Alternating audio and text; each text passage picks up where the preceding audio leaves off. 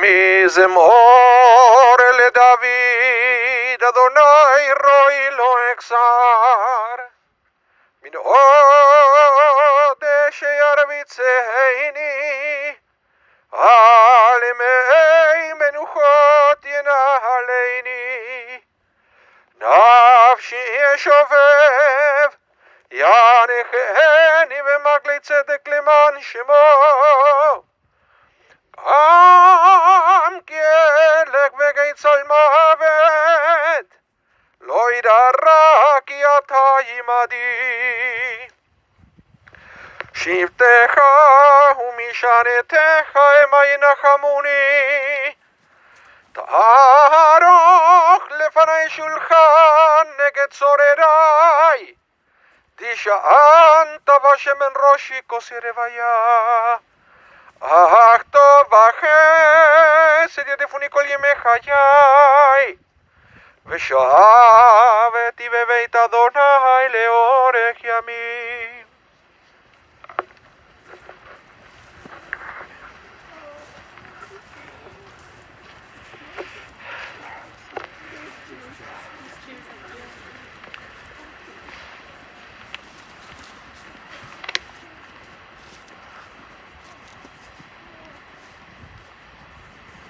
Please be seated.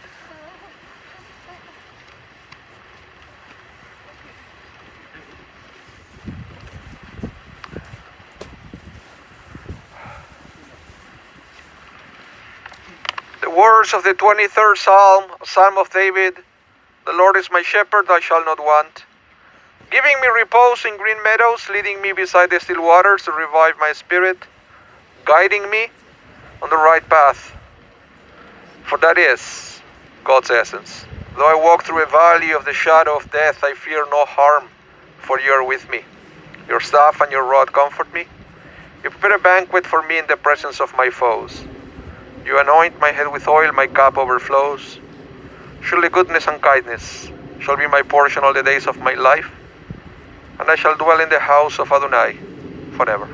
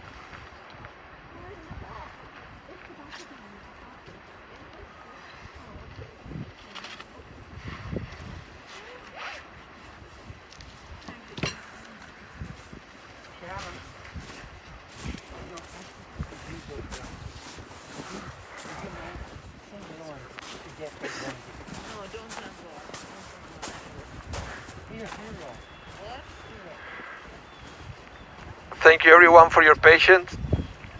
My name is Rabbi Anibal Mas.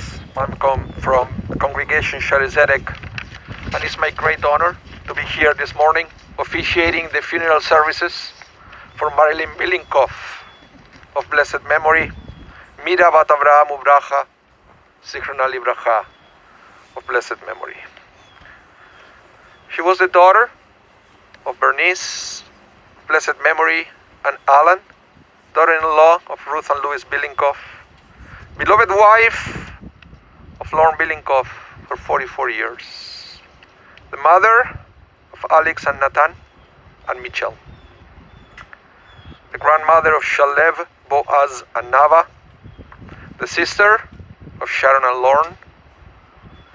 Marilyn passed away on November 16th, peacefully, with her husband by her side at the age of 67.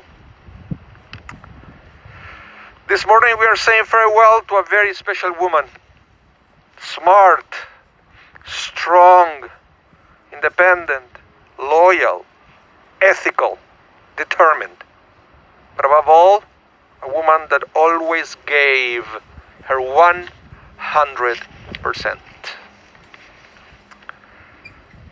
She leaves behind multiple contributions to her family, to her friends, and to society.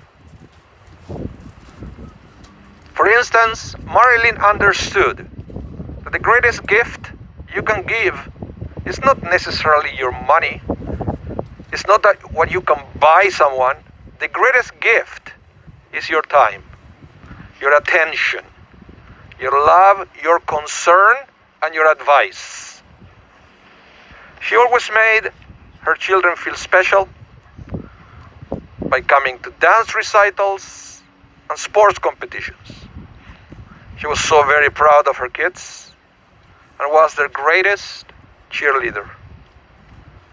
At the same time, Marilyn never hesitated in giving her children good advice, and since early age, she was happy to help them with their homework.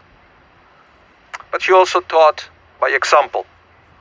For example, her work ethics were remarkable. Contrary to what many people think, Jewish law and Jewish ethics have a lot to say about the world of business. It demands that Jewish people pay careful attention to, for example, weights and measures, no overcharging, no verbal fraud, no false packaging, and much more.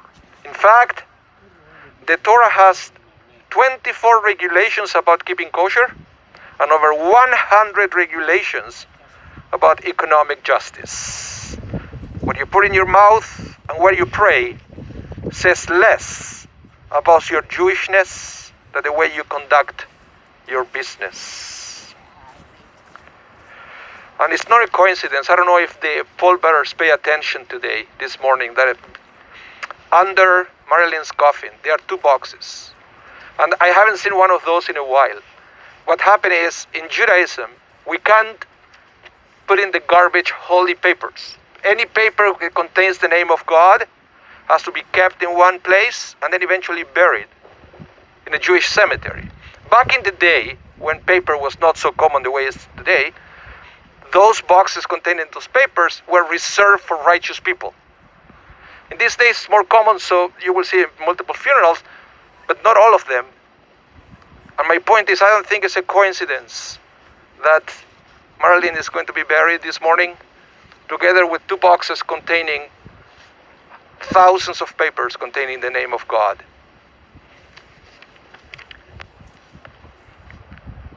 Marilyn was a lawyer, but that wasn't her greatest passion after all. So eventually, she served at the Manitoba Real Estate Association as their CEO, at the Law Society as their deputy CEO, but she also did volunteer work, serving at the board of the Jewish Federation, at the board of the Winnipeg Symphony, and as president for the Virtuosi Concert Series. Yes, Marilyn loved music, and she was an accomplished pianist herself. She also loved to read, and her intelligence and knowledge put her always at the top of her class. And it was normal to see Marilyn being at least a finalist at everything she would compete. She loved her family and was very loyal to them. And there is so much to say about Marilyn, but I don't want to say anything else to avoid any kind of repetition from the eulogy that Sharon prepared for her sister. So I would like to invite Sharon to come to the microphone to share her memories with all of us.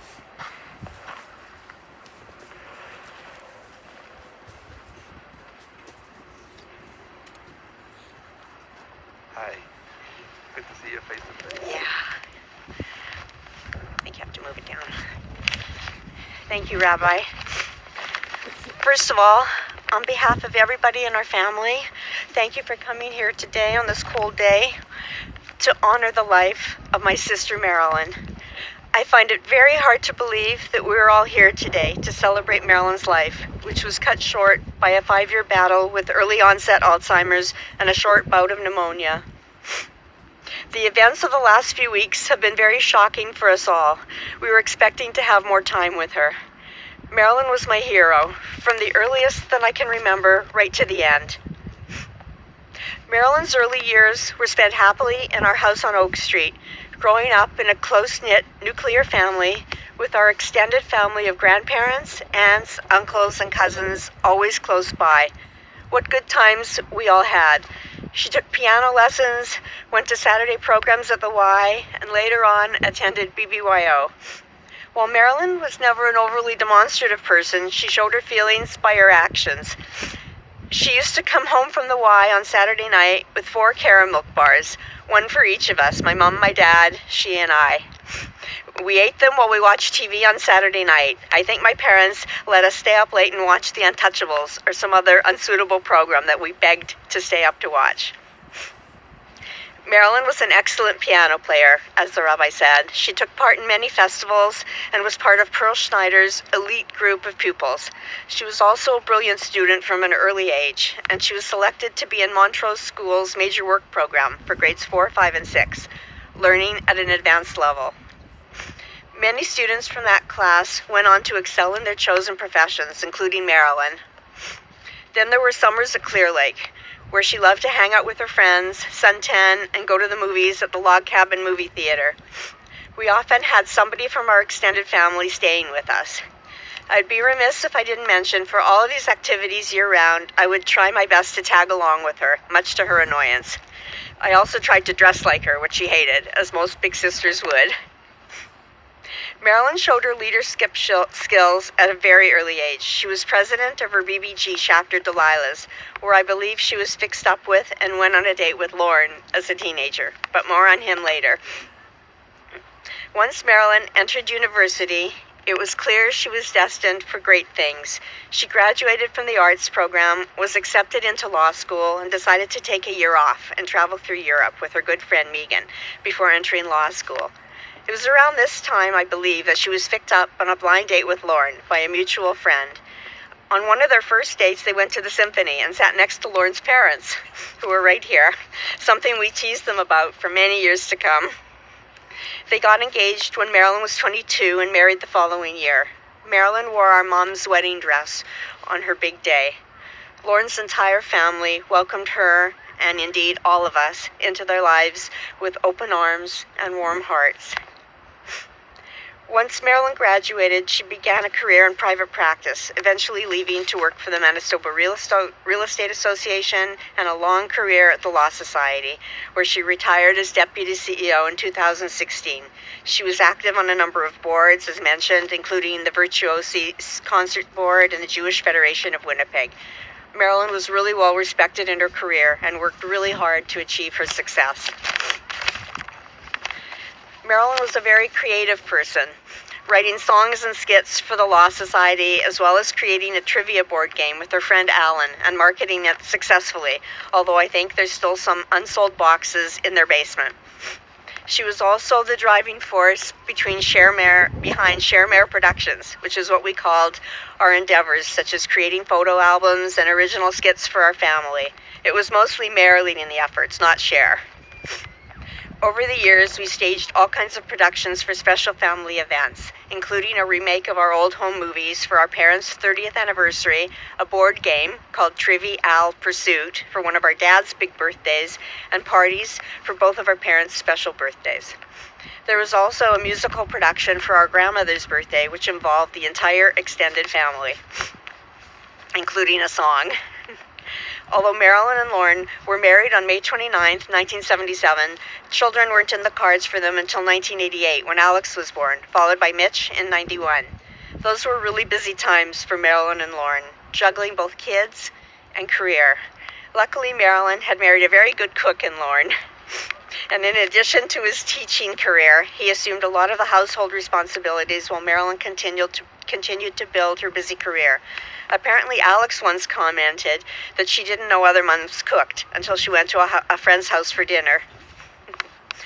They were a very close-knit family of 4, enjoying summers at Clear Lake just as we had done when we were kids, as well as trips to visit Nana and Papa in Palm Springs. Marilyn was a really involved mom, making sure she spent quality time with each of her kids, even traveling individually with each of them to Europe. Those were wonderful years for her.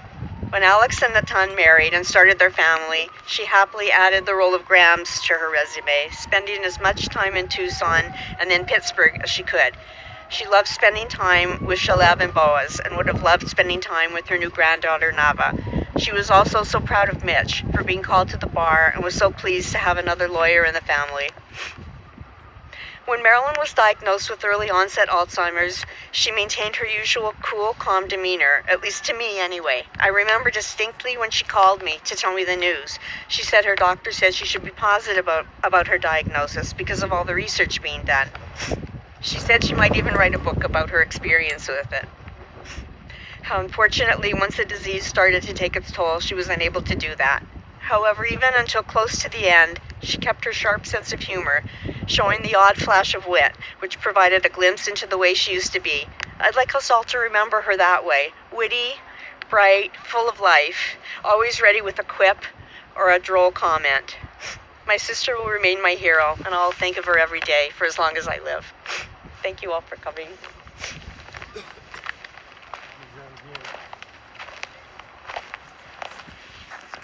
Thank you so much. Such beautiful words.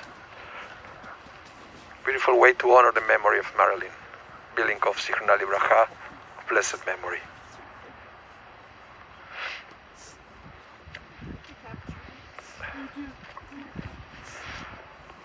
I'm going to continue now with the recitation of the memorial prayer, the El Maleh Rachamim.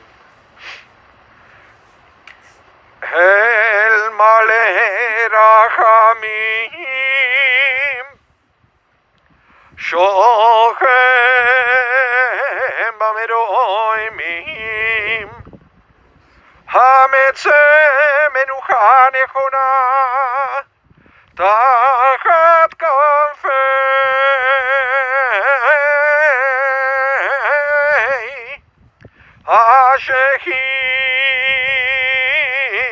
Hashechina V'ma'alot Kedoshim Kedoshim Uteorim Kezoyer Rakim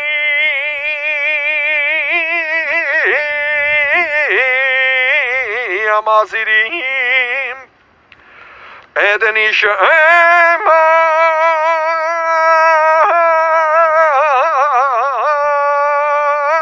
Ishemat Eden Ishemat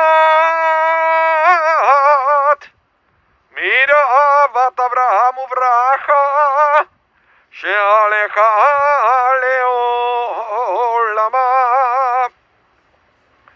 Bavur Shanu Mitpalelim V'ad Atzkarat Nishemata Began Eden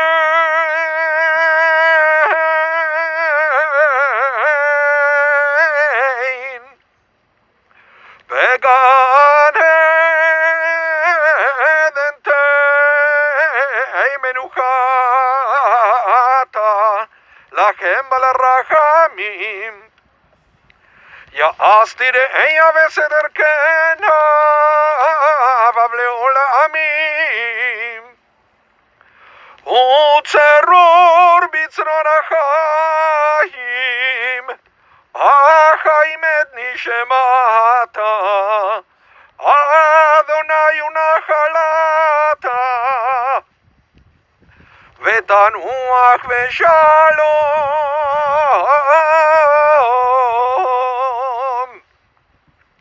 Al Mishkavan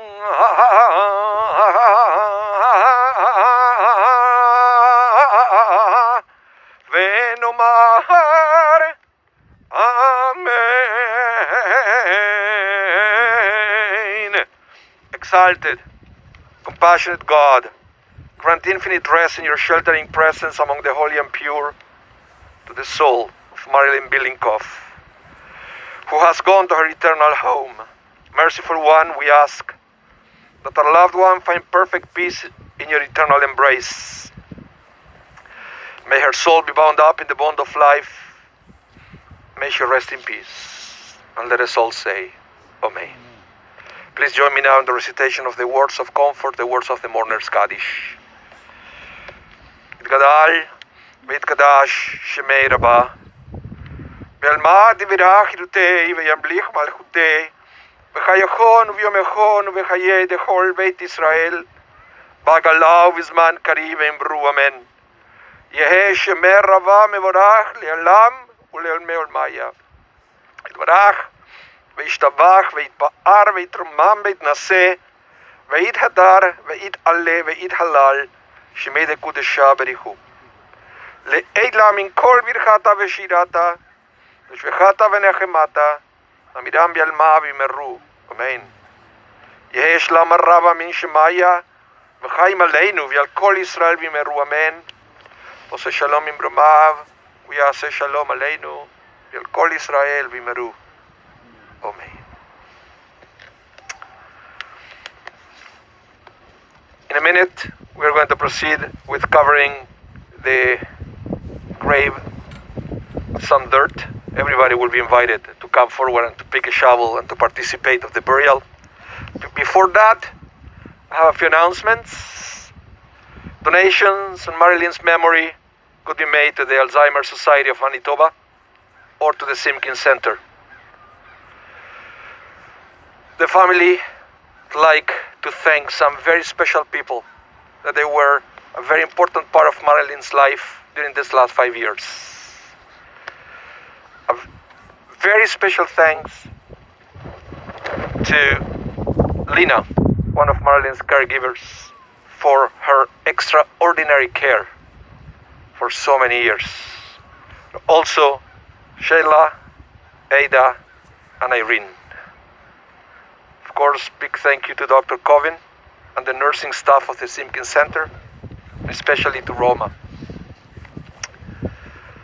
The family would like also to announce that Shiva will be private, but it doesn't mean that you should not contact the family. I'm pretty sure phone call, text message, or email will be greatly appreciated. And I would like to invite now family first to come forward, pick up a shovel, and to participate in this great act of kindness, which is to put some dirt on top of Marilyn coffin. Amakom inachem etchem betog sharav letzion b'Yerushalayim. May God bless you and comfort you. And let us all say, Amen. If the dirt is too hard, too difficult, there is a bucket here with fine gravel which you can use. Thank you everyone for participating. Take the gravel. Here, look.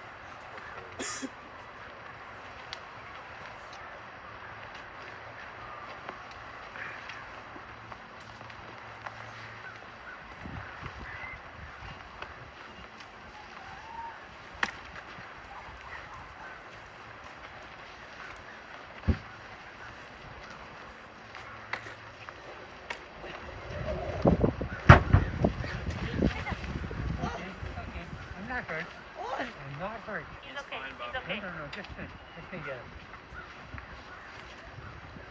Not hurt.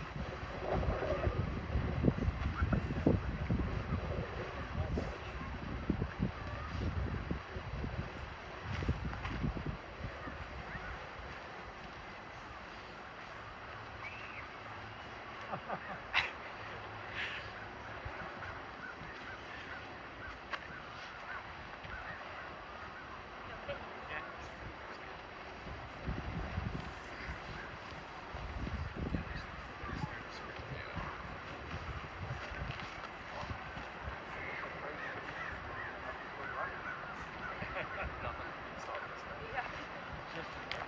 down. You got too big.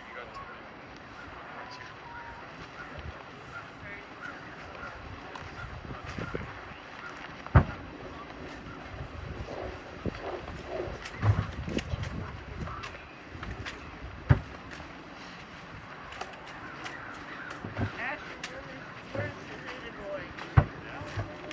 He's just standing over there. He's good. He's good. Yeah, he's fine. He's totally fine.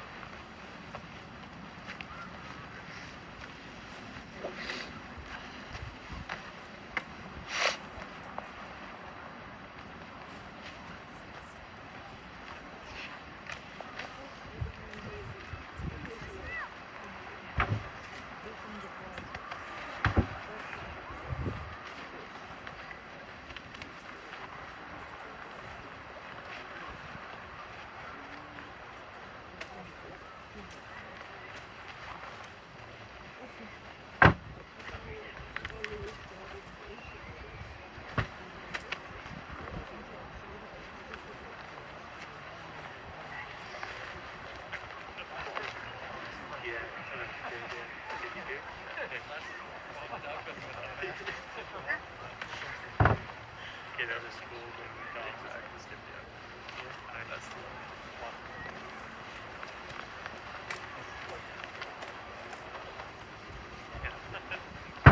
You should lots of comfort.